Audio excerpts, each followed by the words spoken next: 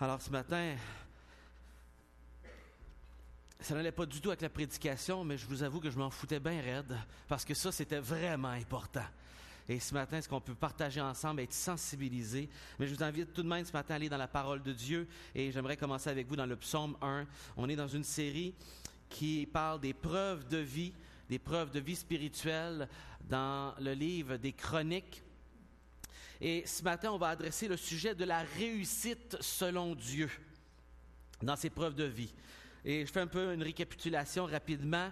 Donc, des preuves de vie, des preuves qu'il y a une vitalité spirituelle en nous. Le livre des Chroniques veut encourager des gens qui étaient dans la faiblesse, des gens qui étaient après l'exil vulnérables, et veut les aider et les encourager et leur donner l'espoir qu'il est possible pour eux d'avoir un impact, d'avoir un renouveau spirituel, de reprendre la joie de servir Dieu et que les ressources sont disponibles. Et donc, dans ces preuves de vie, on l'a vu, une de ces preuves de vie qui était la recherche de l'Éternel et qu'il faut faire des choix. On a vu que ces gens avaient un cœur entier à l'Éternel qui exprimait de la générosité. Et on a vu ça particulièrement dans la vie de David à la toute fin de son règne, lorsqu'il prépare la venue de son fils et de la construction du temple. Et ce cœur entier que les gens avaient et qui s'exprime par une grande générosité parce que Dieu leur avait donné une paix, les comblait entièrement. Preuve de vie qui était celui de faire confiance à Dieu, apprendre à s'appuyer sur Dieu et qu'il faut crier à Dieu en s'appuyant sur lui et apprendre à s'appuyer et que de là vient seulement le seul et vrai secours, celui de l'Éternel, qui n'est pas un hasard, mais quelque chose que Dieu contrôle. Et les preuves de vie liées aussi à l'humilité qui s'exprime dans la prière lorsque Dieu nous montre des choses. Lorsqu'on réalise notre faiblesse, on est invité à l'humilité devant Dieu qui s'exprime par la prière, le fait de faire connaître à Dieu ce que l'on vit, ce que l'on ressent et notre repentance. On a vu aussi il y a 2 semaines la fidélité, l'importance de la fidélité à l'Éternel et tout ce défi de fidélité dans notre société qui se répercute directement aussi dans notre relation les uns envers les autres, tout comme notre relation avec Dieu. Ce défi de la fidélité, et je vous invite à regarder ça, c'était il y a 2 semaines. Et j'ai eu beaucoup de difficultés, comme j'avais partagé il y a 2 semaines, avec ce message, et par les commentaires que j'ai reçus, l'écho que vous m'avez donné, c'est que c'était difficile, et j'ai eu un combat spirituel, parce que c'était un sujet vraiment de haute importance à adresser, ce défi de notre fidélité envers Dieu. Et ce défi de notre infidélité également, et des conséquences que ça apporte dans nos vies, l'infidélité envers Dieu. Et je vous invite, si vous avez manqué ce message, d'aller et de pouvoir méditer, de réfléchir. Ce matin, on est en train de regarder la 6e preuve de vie, la dernière, celle de la réussite selon Dieu. Et là, ici, le mot « réussite » en partant peut, chez certaines personnes, un peu gricher, comme si j'étais en train de passer les doigts sur un tableau. C'est vrai que les gens, il y en a beaucoup qui ne se rappellent plus c'est quoi un tableau, hein? Un tableau, c'était de l'affaire vert sur lequel on écrivait avec une craie. Pour ceux qui s'en rappellent plus, là, ou que c'est trop loin, là, il n'y a pas eu toujours des tableaux électroniques, puis tout ça, là. Il y a eu des tableaux avec une craie, que ça griche, là, et que ça fait... Puis là, réussite, là, il y en a pour qui sont allergiques à ce mot-là. Qu'est-ce que ça veut dire, réussite? Succès! Et je vous donne des images de ce que peut paraître pour nous aujourd'hui le succès pour certains. Ça peut représenter d'accomplir quelque chose d'extraordinaire comme d'être le premier noir à devenir président. Ou on peut penser, j'ai Nelson Mandela dans la prochaine diapo, qui, d'un autre contexte très différent, parce que là, c'est plus l'abondance, c'est d'avoir amené la fin de l'apartheid en Afrique du Sud. Ça peut être d'être un grand acteur connu et d'avoir fait beaucoup d'argent, tout le monde connaît ce visage. Ou encore d'avoir atteint des grandes capacités au niveau des sports et comme Penny Alexiak, avoir des victoires incroyables, des records du monde qui font honneur à notre pays. Ou encore la connaissance. Ou Joni, que vous voyez au milieu, qui est déjà venue au Québec, rendre témoignage, cette femme qui est paralysée de tous ses membres, mais qui Dieu a donné la capacité de chanter et qui peinture et qui donne son témoignage depuis 30, 40 ans maintenant.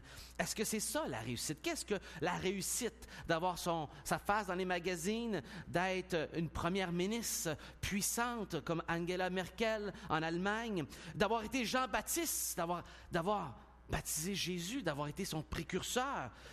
Gandhi, qui a eu un impact incroyable pour amener l'indépendance de l'Inde. Qu'est-ce que exactement est la réussite? Et d'une personne à l'autre, la réussite Il y aurait des choses en commun et pourtant chacun a ses petites particularités sur qu'est-ce que la réussite. Mais on peut se demander même comment regarder le succès comme chrétien. La gestion de l'ambition. Quelle est la pensée de Dieu avec ça? Aujourd'hui, on entend parler de l'évangile de prospérité. Que si tu es un croyant, que tu as la foi, tu devrais prospérer financièrement. Et on entend toutes sortes de choses à travers le monde entier avec l'évangile de prospérité qui, je crois, fait honte à Dieu et que Dieu n'approuve pas et qu'on ne retrouve pas dans les Écritures, mais que certains s'enrichissent sur le dos de l'Évangile et font croire aux gens que si vraiment tu crois, tu ne devrais pas avoir de problème de santé. Fait que là, tu ne vis plus sur la terre si tu n'as plus de problème de santé, hein? Puis techniquement, si tu n'as plus jamais de problème de santé, techniquement, tu ne devrais pas mourir non plus. C'est ridicule. C'est ridicule et la parole dit bien des choses tout à l'encontre de cela. Et pourtant, ça prospère beaucoup, cette pensée de l'évangile, de prospérité, d'un ministère florissant, d'ambition et de voir grand tout le temps, etc. Mais qu'est-ce qui est l'essentiel? Qu'est-ce que le succès selon la Bible? Qu'est-ce que le succès selon Dieu? C'est la question qu'on se pose ici, puisqu'on est des évangéliques. Des chrétiens évangéliques qui retournent à l'Évangile et à Jésus pour avoir ses réponses, qui retournent à la parole de Dieu comme source de vérité. Qu'est-ce que la Bible a à dire à ce sujet-là? Bien, je vous invite déjà à aller dans le psaume 1 et de lire les 3 premiers versets qui dit ceci. « Heureux l'homme qui ne suit pas le conseil des méchants, qui ne s'arrête pas sur la voie des pécheurs et ne s'assied pas en compagnie des moqueurs. » Il est heureux, cet homme-là, qui fait le choix avec qui il fréquente, avec qui il passe du temps, mais qui trouve son plaisir dans la loi de l'Éternel et qui médite jour et nuit, qui la médite jour et nuit. À quoi est-ce qu'il ressemble, cet homme? À un arbre planté dans un endroit choisi, près d'un courant d'eau qui est bien abreuvé, cet arbre-là, et dont les fruits sont portés en sa saison et son feuillage ne se flétrit point. Tout ce qu'il fait, lui, réussit.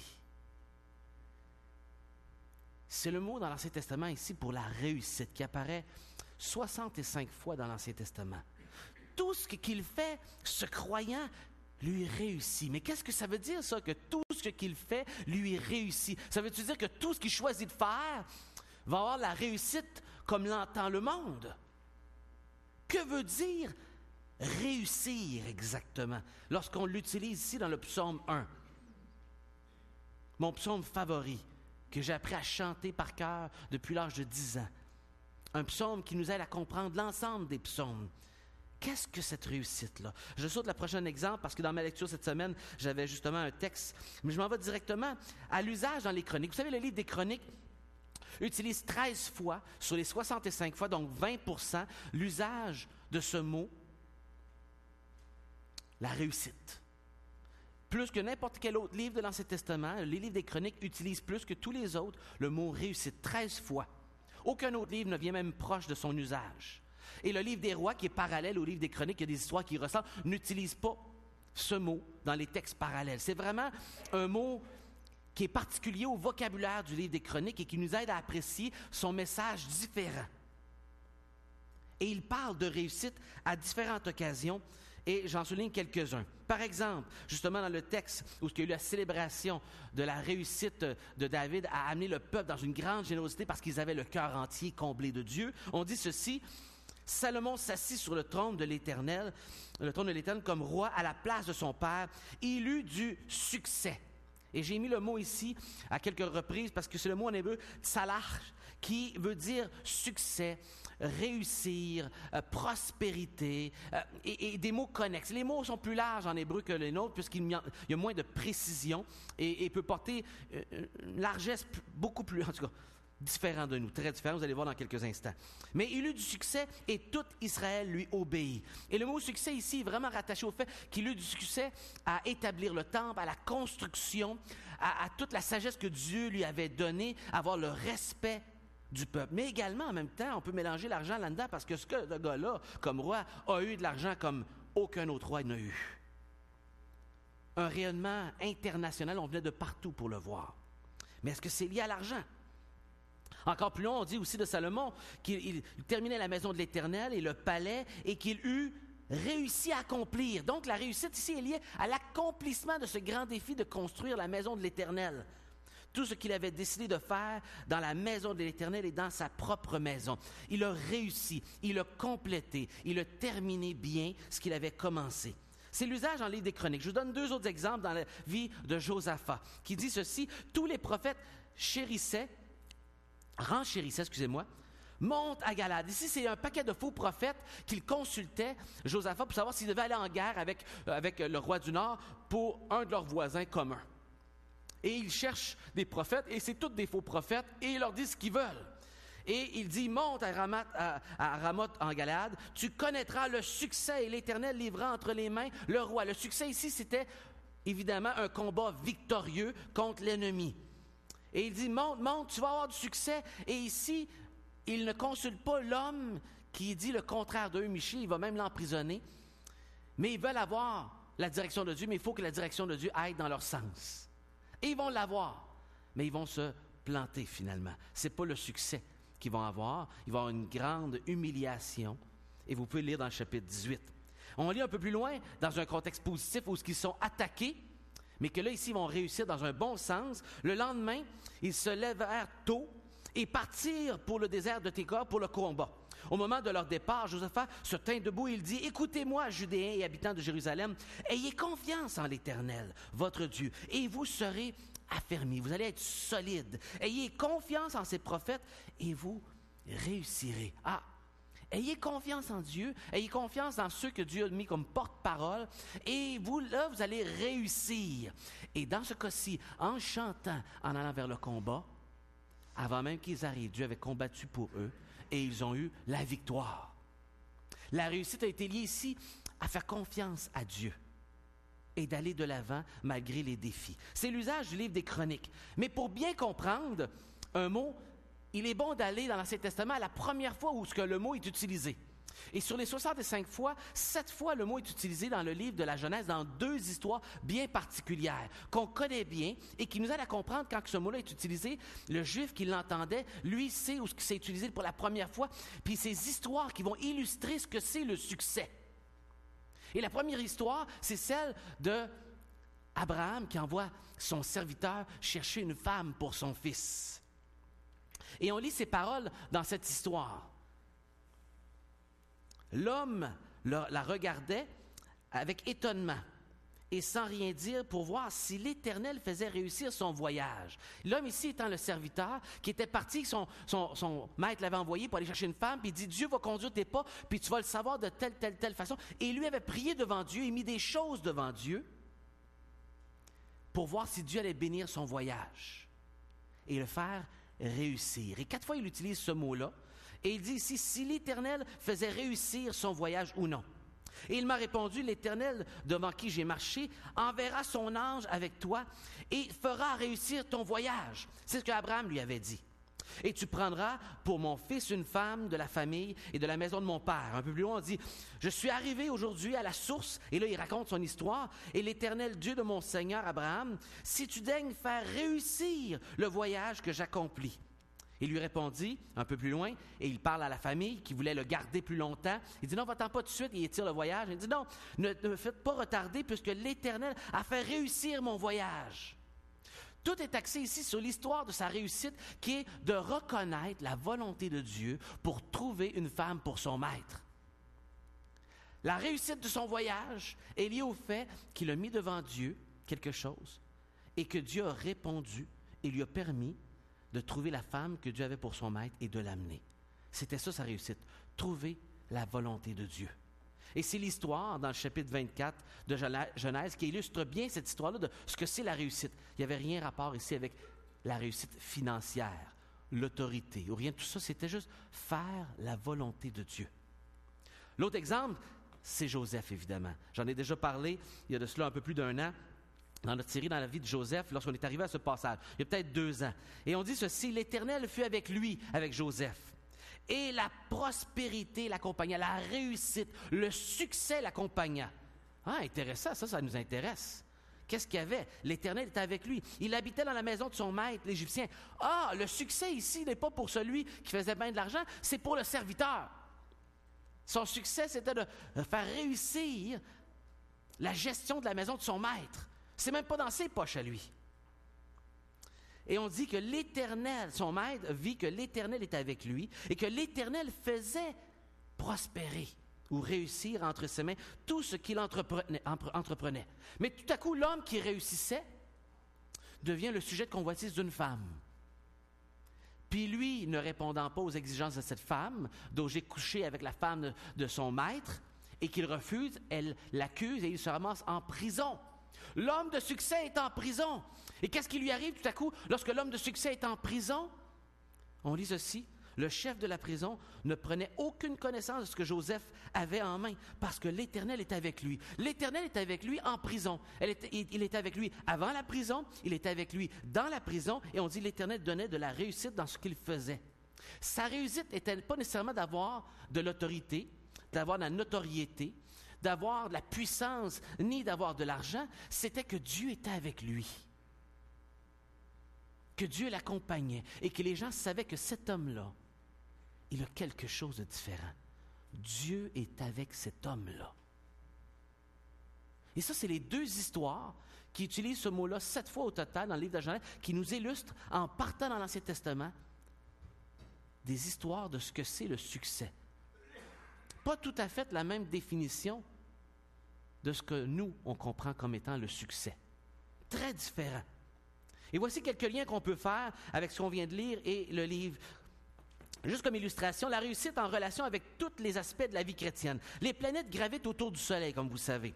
Elles sont reliées au Soleil par la force de la gravité. De façon similaire, la réussite est reliée à notre relation avec Dieu, se manifestant dans plusieurs aspects de notre marche avec Dieu et relation avec les autres.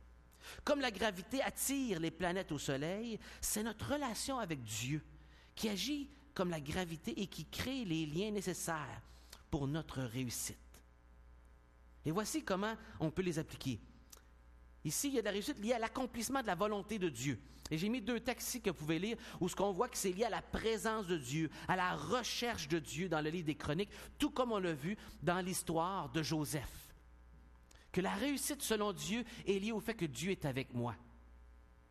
Si Dieu n'est pas dans la réussite en question qu'on cible, ce n'est pas de la réussite qui va rester un investissement dans le royaume de Dieu. Ce n'est pas une réussite que Dieu va récompenser au ciel si Dieu n'est pas dedans.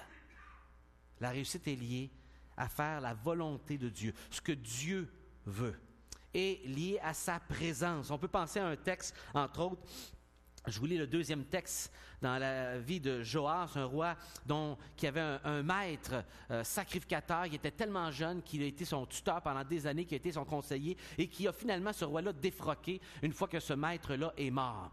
Mais on dit, Zacharie, fils du sacrificateur Jéhoiada, qui était le maître du roi, fut revêtu de l'Esprit de Dieu et se présenta devant le peuple et dit, « Ainsi parle l'Éternel, pourquoi transgressez-vous les commandements de l'Éternel? Vous ne prospérerez point, car vous avez abandonné l'Éternel et il vous abandonnera. » Si Dieu n'est pas présent, il n'y a pas de vraie réussite. Et ce n'est que de l'apparence de réussite s'il y a une réussite à l'apparence humaine. Ce n'est pas de la vraie réussite. La vraie réussite a l'approbation de Dieu, est récompensée de Dieu et Dieu y est présent. Non seulement cela, mais c'est lié aussi à la fidélité de Dieu et à sa loi. Regardez bien ici Josué, chapitre 1, verset 8, qui dit « Car c'est alors que tu auras du succès dans tes entreprises, c'est alors que tu réussiras. » Et dans les versets juste précédents, il parle du fait de s'attacher à la parole de Dieu, de lire la loi, comme le psaume 1 nous le dit. Et dans le livre des Chroniques, il utilise justement cette histoire de Josué, David, pour les paroles qu'il va donner d'exhortation à son fils. Et il dit ceci, « Maintenant, mon fils, que l'Éternel soit avec toi afin que tu prospères et que tu bâtisses la maison de l'Éternel, ton Dieu, comme il l'a déclaré à ton égard. Alors tu prospéreras, tu auras du succès.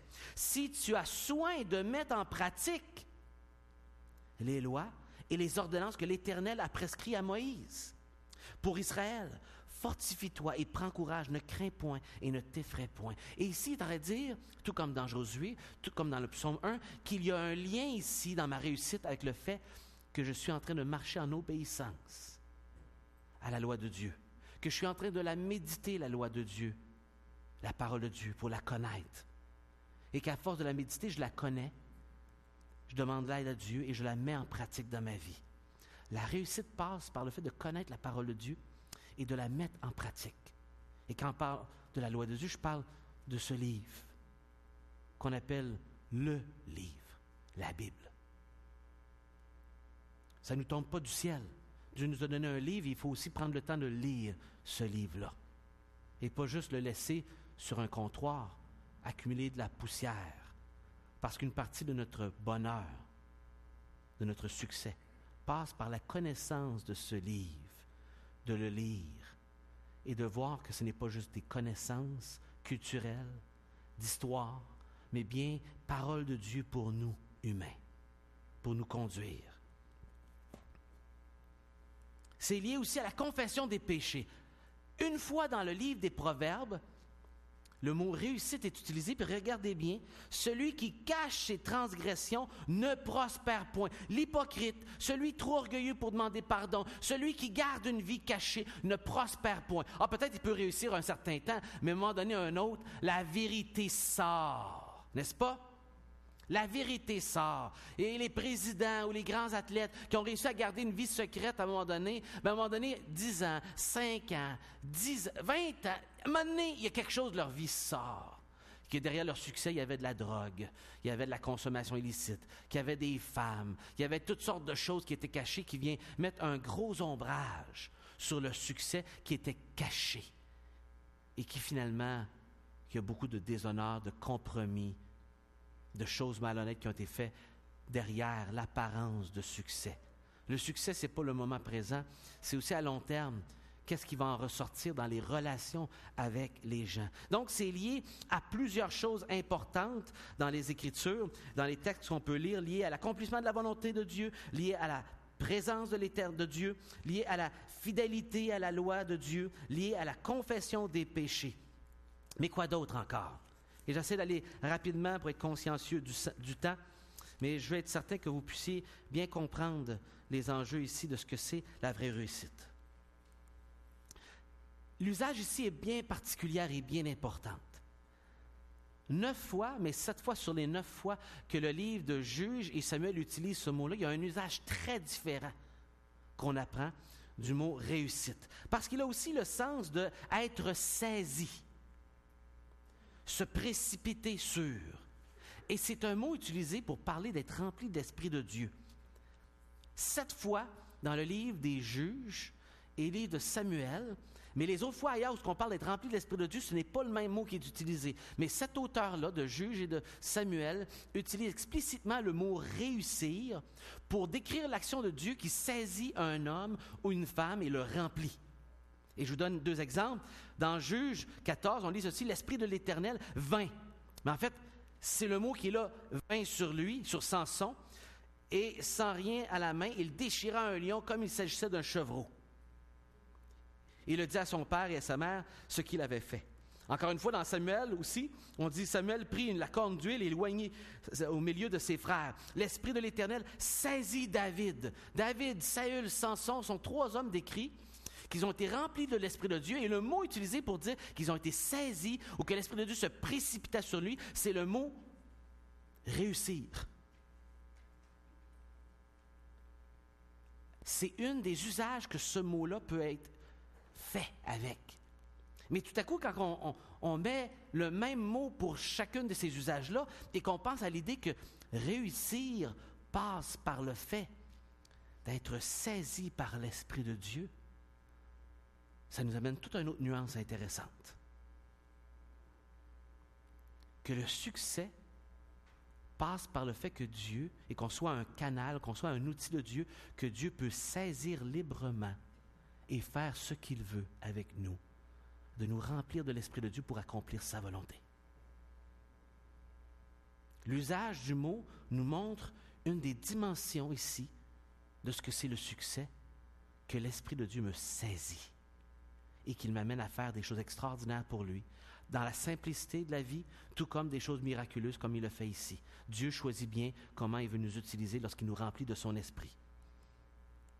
Et donc, notre réussite est liée au fait d'être rempli de l'Esprit de Dieu également.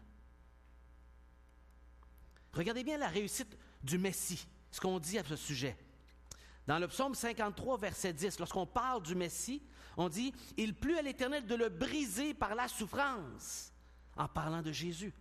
Après avoir livré sa vie en sacrifice pour le péché, il verra une postérité et prolongera ses jours, et l'œuvre de l'Éternel prospérera entre ses mains. La réussite du Messie a passé initialement par une souffrance incroyable. Par un prix, André a utilisé un terme tantôt, un prix merveilleux, magnifique. Un prix magnifique. Et si la réussite du Messie a passé initialement par la souffrance à la croix, et que le résultat de ce qui va sortir, c'est une réussite entre les mains de ce qui a été confié dans les mains du Messie par l'Éternel. La réussite du Messie, on lit dans le chapitre 54, verset 17, « Toute arme forgée contre toi ne réussira pas, et toute langue qui s'élèvera en justice contre toi, tu ne condamneras. Tel est l'héritage des serviteurs de l'Éternel, tel est le salut qui leur viendra de moi, dit l'Éternel. Le salut qui vient de Jésus-Christ, toute arme forgée contre moi ne réussira pas. » Le salut que Jésus a fait est si fort, si puissant, si permanent, que toute arme forgée contre cette œuvre, faite par Jésus, dans nos vies, ne peut pas tenir. Elle ne réussira pas, parce que c'est lui qui réussit. On lit aussi ceci, chapitre 57, verset 11. « Ainsi en est-il de ma parole qui sort de ma bouche, elle ne retourne point à moi sans effet, sans avoir exécuté ma volonté et accompli mes desseins. » Sans avoir réussi mes desseins. C'est le même mot qui est là encore là. La parole de Dieu ne sort pas sans laisser un effet. Elle réussit ce que Dieu a décidé de faire dans le cœur de chacun. La réussite messianique nous donne déjà une idée ici qui n'a aucun lien avec l'argent. Ça n'a pas rapport avec ma posture en société. Ça a rapport avec ma relation avec Dieu. Ça a rapport avec la volonté de Dieu. Ça a rapport avec la place que Dieu a dans ma vie pour faire ce qui lui plaît. Le succès. Et non ce que les autres vont regarder dans ta vie. Non ce que les autres pensent comme étant la priorité. La réussite dans le Nouveau Testament, juste cette diapo-là seulement, elle est utilisée, le mot ici, qui est dans le Nouveau Testament, est utilisé seulement 4 fois.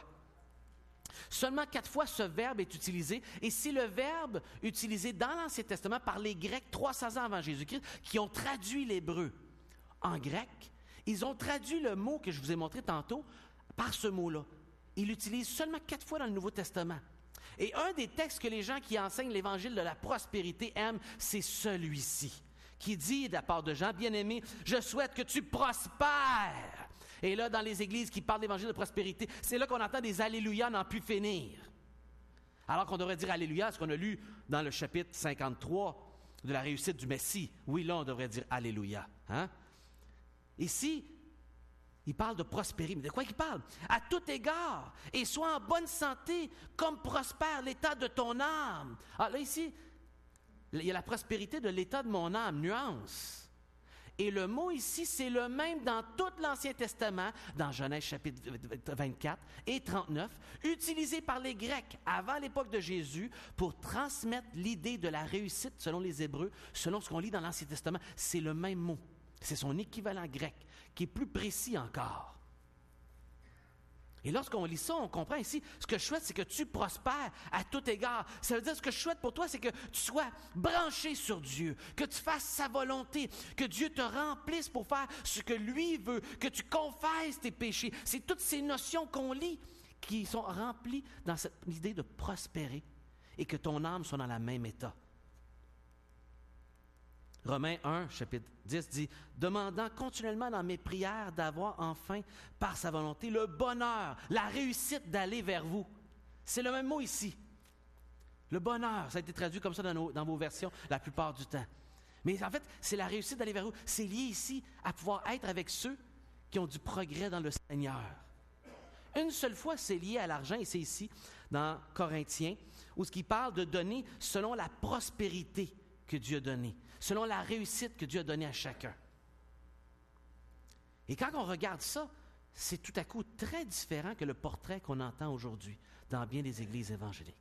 Et ça devrait nous amener vers une réflexion et des questions pratiques. Et je vous invite à réfléchir à ces questions que je vous énumère. Parce qu'ici, le livre des Chroniques utilise le plus ce concept de la réussite, ce thème, s'adresse à des gens faibles, avec peu de moyens, des gens qui ont perdu espoir et qui se posent la question s'il y a de l'avenir pour eux. Et il est en train de leur dire qu'il y a de l'avenir pour eux. La réussite n'est pas liée à leurs moyens, elle est liée à celui qui a tous les moyens.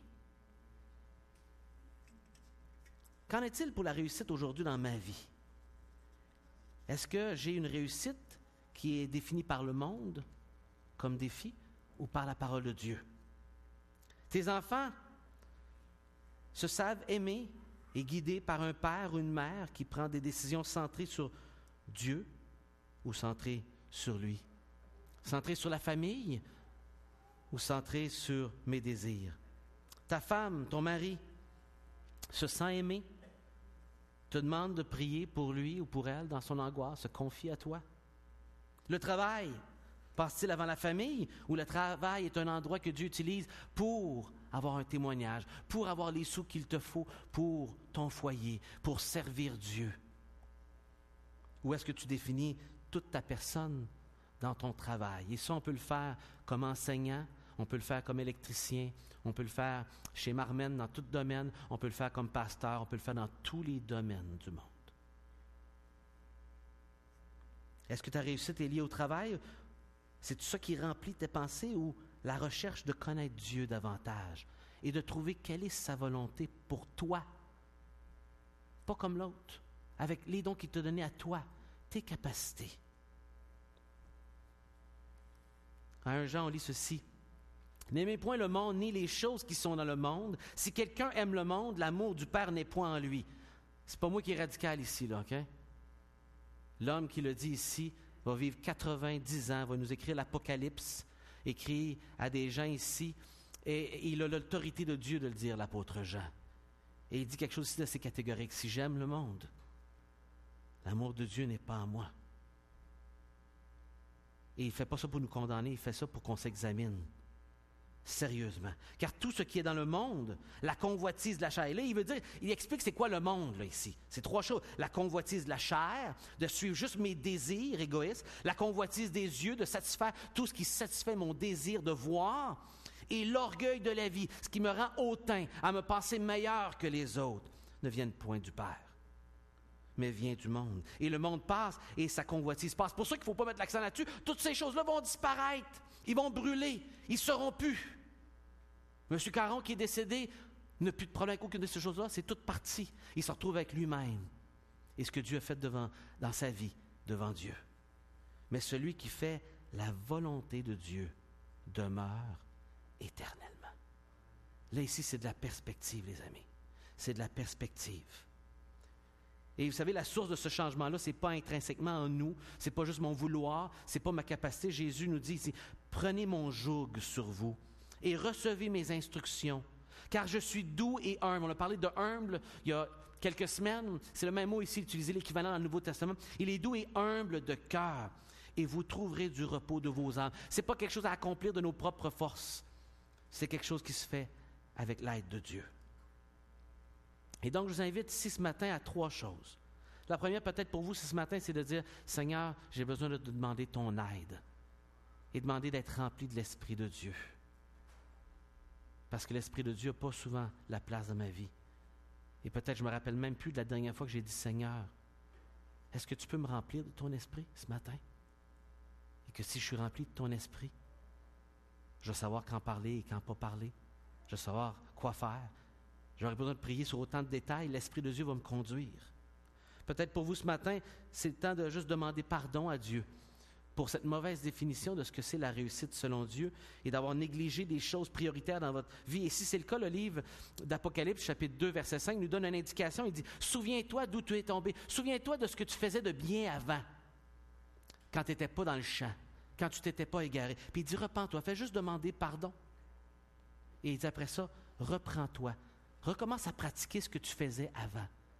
Reviens sur la voie principale, si tu as pris le fausset, si tu as pris des voies de service, tu es rendu dans le champ. Reviens, reprends-toi. Et peut-être c'est l'invitation que Dieu a pour vous ce matin, ou encore celle-ci en terminant. Que ce livre de la loi ne s'éloigne point de ta bouche. Médite-le jour et nuit pour agir fidèlement. Peut-être pour avoir ce succès-là que tu cherches, en fait, il faudrait passer plus de temps dans la parole de Dieu, à écouter la voix de Dieu, à connaître ce qu'il aime, qu'est-ce qu'il veut de moi. Et alors, je serai en mesure de faire sa volonté. J'aimerais qu'on prie ensemble pendant que l'équipe va nous conduire d'un dernier chant de louange. Prions ensemble et je ne sais pas ce que le Seigneur veut toucher dans votre cœur. Et je sais que le temps est avancé, mais vous savez, le temps qu'on investit à être avec Dieu, c'est un temps qu'on ne peut jamais perdre. Ce temps qu'on s'assit comme Marie au pied de Jésus ne peut pas être gaspillé. Et terminons en la prière ce matin et demandons à Dieu son aide face à ce qu'on vient de réfléchir ensemble dans sa parole et qu'on vient de lire. Seigneur, on a toute une lutte aujourd'hui à gérer cette question de la réussite dans nos vies. Seigneur, je sais que le temps était court ce matin pour y réfléchir. Seigneur, on a besoin de ton aide pour évaluer nos vies, à savoir si on définit bien dans nos vies ce que c'est le succès. Est-ce que j'ai vu vraiment du succès qui t'honore, Seigneur, ou mon succès est vraiment seulement orienté vers ce que les autres autour de moi voient? Seul toi, Seigneur, peux juger nos cœurs ce matin. On a de la misère à s'évaluer objectivement. On est faible. On est très subjectif. On a de la misère à se voir tel qu'on est, Seigneur. Et tu ne veux pas qu'on se voie tel qu'on est pour s'accabler, non, mais pour se tourner vers toi et de trouver ce repos que tu offres. Seigneur, guide nos cœurs vers toi ce matin, peu importe l'état d'âme que nous avons, que ce soit de prier pour que tu prennes ta place, que ce soit de demander pardon, que ce soit, Seigneur, pour dire « Je regrette, Seigneur, je veux passer du temps plus avec toi dans la parole ». Peu importe la décision, Seigneur, que tu nous amènes à faire ce matin et que tu es en train de pointer sur notre cœur, on te demande, Seigneur, de nous donner la force et de nous amener dans la présence de ton Fils Jésus pour y trouver le réconfort, la compréhension et la force que nous avons besoin. Tu nous comprends, Seigneur. Tu as vécu sur cette terre et tu sais les combats qu'on doit mener et combien il y a de distractions autour de nous et qu'on peut errer des années de temps à chercher un succès qui n'est que du vent. Seigneur, conduis-nous vers ton Fils Jésus pour avoir son repos, pour trouver notre satisfaction en lui, que tu fasses en nous ce que tu veux. Seigneur, conduis-nous dans le chemin que tu as pour nous, selon les dons, les talents et l'appel que tu as placé en nous, qui n'est pas pareil à l'autre. On est tous uniques, tous tes enfants, et pourtant avec un but que tu as pour nous de différent. Montre-nous ta direction, Seigneur, et que tout ce qui est un obstacle présentement prenne le bord, que tu fasses le ménage dans nos vies qu'on n'arrive pas à faire, Seigneur. Fais-le, s'il vous plaît, dans le nom de ton Fils Jésus.